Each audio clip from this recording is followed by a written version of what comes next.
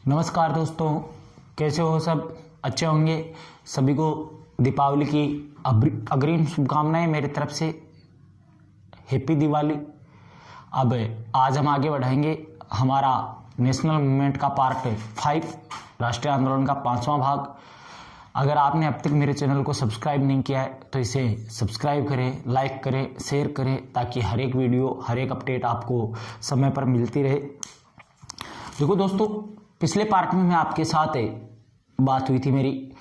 हम बात कर रहे थे एक तो मुस्लिम लीग की, एक कांग्रेस के विभाजन की। मुस्लिम लीग का विभाजन जो हुआ था, मुस्लिम लीग की स्थापना जो हुई थी, उसके मैंने कारण बताए थे। और उन्हीं कारणों में अब यहां पर देखिए अगला बिंदु आता है आपके सामने, भारत शासन अधिनियम।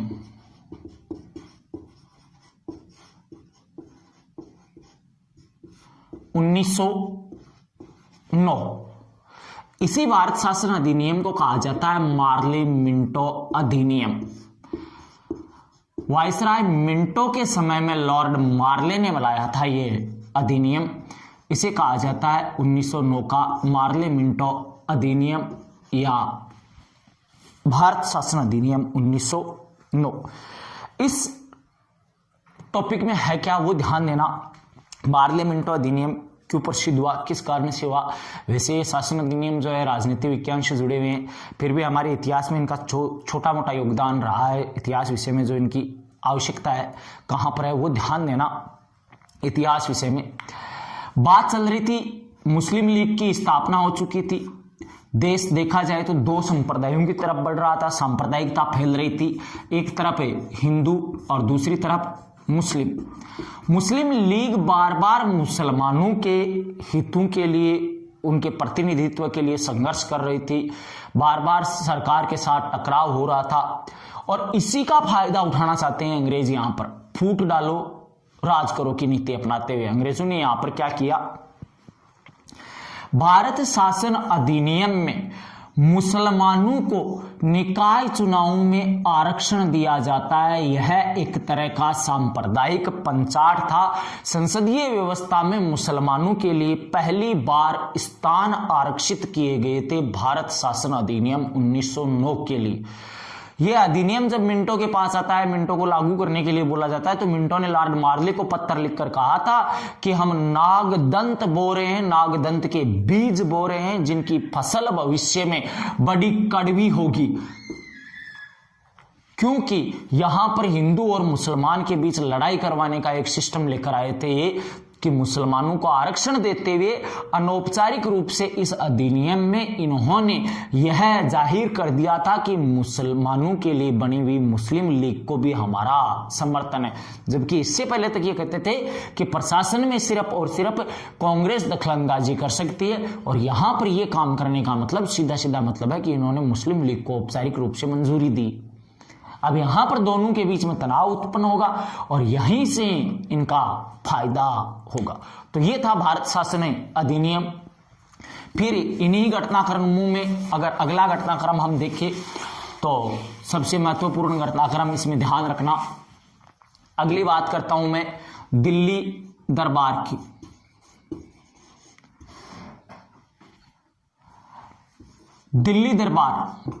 दिल्ली दरबार का आयोजन हुआ था 1911 में। क्या है, ध्यान देना। बात है 12 दिसंबर 1911 की। दिसंबर 1911 में ब्रिटेन के सम्राट जॉर्ज पंचम और उनकी पत्नी मैडम क्यूरी मैरी, जॉर्ज पंचम और इनकी पत्नी का भारत आगमन होता है। भारत आगमन के समय में इनके सम्मान में दिल्ली में एक दरबार का आयोजन किया गया है। ब्रिटेन का सम्राट भारत में आया था और उसके आगमन के उपलक्ष्य में, उसके सम्मान के उपलक्ष्य में 12 दिसंबर 1911 को दिल्ली में एक दरबार का आयोजन हुआ था। यह दरबार बहुत ही महत्वपूर्ण है, इसमें ध्यान देना क्या होता है।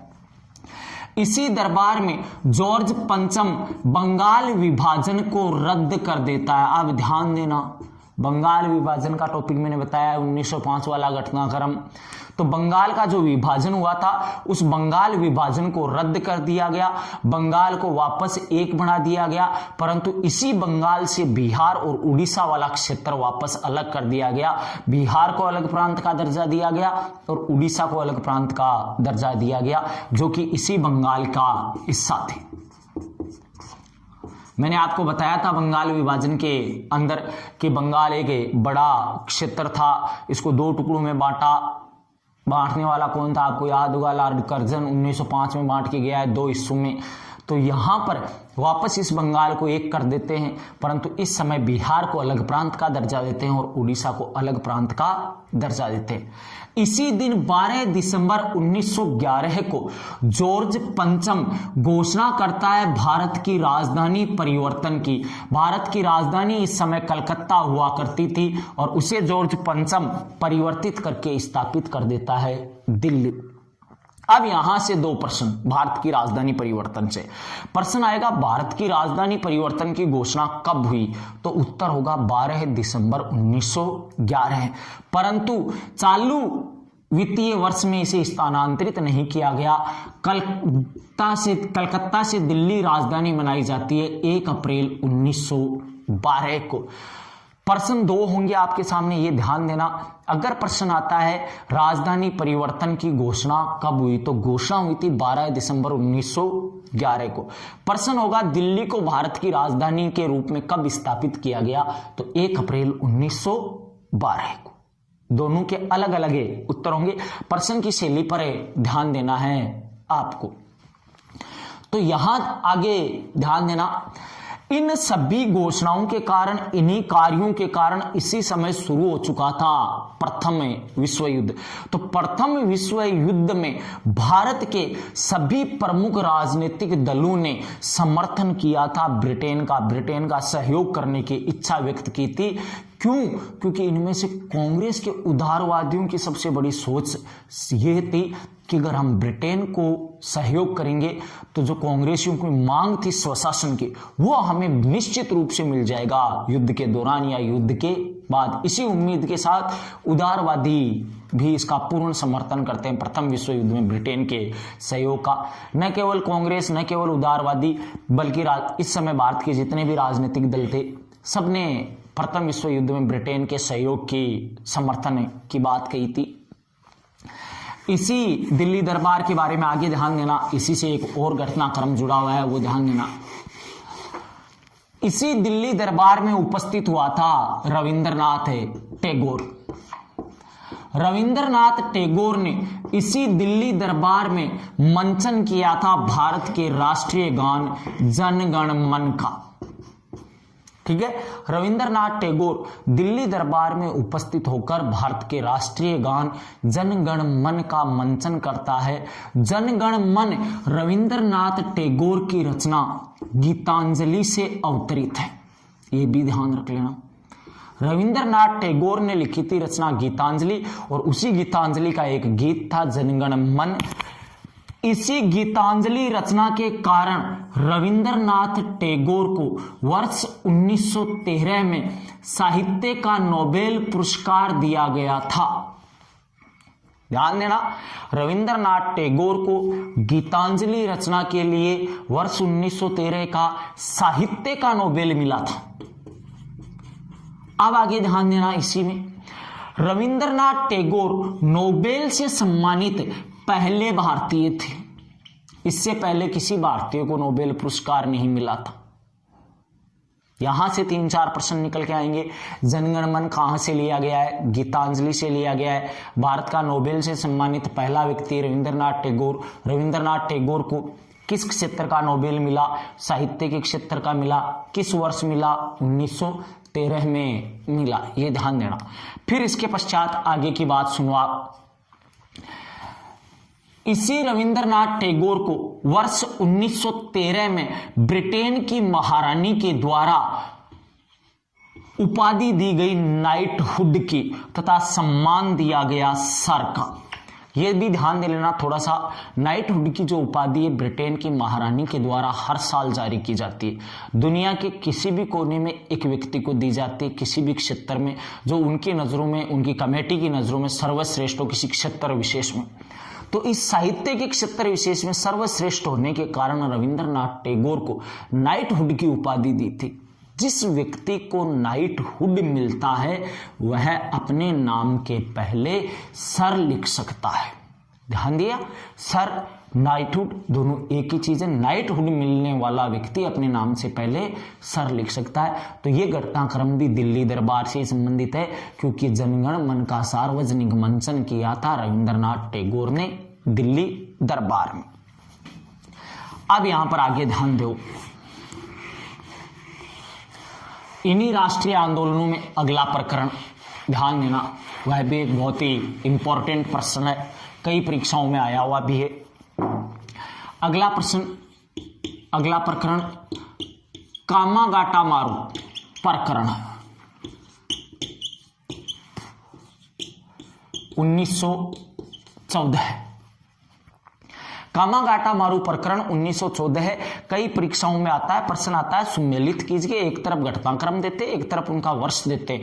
उन्हीं में ये प्रश्न बहुत बार आया हुआ है क्या लफड़ा है, ये मैं आपके सामने प्रस्तुत करता हूं। कामागाटामारू प्रकरण राष्ट्रीय आंदोलनों में चला एक ऐसा घटनाक्रम है जिसका देखा जाए तो भारत की राजनीति से वैसे कोई संबंध नहीं था, न स्वतंत्रता से संबंध था किसी भी तरह से, परंतु भारतीयों पर बहुत गहरा प्रभाव डाला था। कामागाटामारू प्रकरण जुड़ा हुआ है कनाडा से। कनाडा की सरकार ने 1913 में भारत के क्रांतिकारियों की कनाडा में बहुत ज्यादा गतिविधियां बढ़ गई थी, वो यहां पर किसी विशेष घटनाक्रम को अंजाम देते और उसके पश्चात कनाडा में जाकर शरण ले लेते। तो वहां पर बढ़ रही गतिविधियों से परेशान कनाडा की सरकार ने नियम बनाया कि अगर भारत से कोई व्यक्ति कनाडा आता है तो केवल उसी व्यक्ति को कनाडा में प्रवेश दिया जाएगा जो भारत से सीधा कनाडा आया है। किसी अन्य देश के रास्ते होते हुए कनाडा आने वाले भारतीयों को कनाडा में प्रवेश नहीं दिया जाएगा। ध्यान देना इस मैटर के ऊपर। कनाडा सरकार का नियम 1913 में जो नया नियम बनकर आता है, कनाडा सरकार ने क्या नियम बनाया कि कनाडा में केवल उसी भारतीय को प्रवेश दिया जाएगा जो भारत से सीधा कनाडा आ रहा है। अब आगे दुर्भाग्य देखिए, इस समय भारत और कनाडा के बीच में कोई सीधा मार्ग भी नहीं था। आगे बात समझ। कनाडा सरकार के इस फैसले के खिलाफ अपील दायर की गई कनाडा की सुप्रीम कोर्ट में, और सुप्रीम कोर्ट ने नवंबर 1913 में 35 भारतीयों को कनाडा में प्रवेश की इजाजत दी। ये ऐसे भारतीय थे जो सीधे गए ही नहीं थे, और सीधे जाते कहां से बेचारे, इनके पास मार्ग ही नहीं था, किसी अन्य देश से होकर ही जाना पड़ता था। सुप्रीम कोर्ट ने नवंबर 1913 में कनाडा सरकार के खिलाफ जाते हुए 35 भारतीयों को कनाडा में प्रवेश की इजाजत दी। ये वो लोग थे जो सीधे कनाडा नहीं पहुंचे थे। परंतु इसी समय कनाडा की सरकार की मीटिंग बैठती है और ये अपने नियमों में कुछ संशोधन करते हुए इनको इतना मजबूत बना देती है कि सुप्रीम कोर्ट भी इसमें अब दखलंदाजी नहीं दे सकता है। ध्यान देना, कुछ समय के लिए परिवर्तित हुआ था। दुनिया में खबर फैल गई कि कनाडा में वापस से जा सकते हैं कहीं से भी भारतीय। इस समय भारतीय मूल का एक व्यापारी जो सिंगापुर में बैठा था, नाम था गुरुदीप सिंह।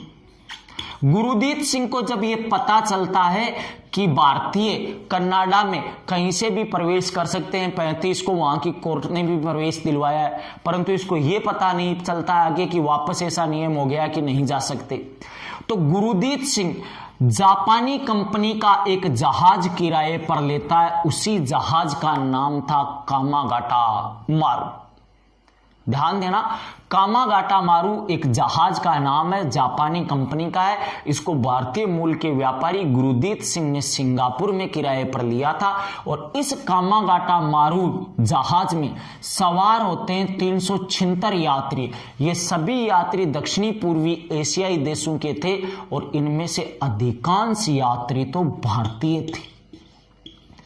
भैया गुरुदीत सिंह इस कामागाटा मारू जहाज को लेकर के रवाना हो जाता है सिंगापुर के लिए।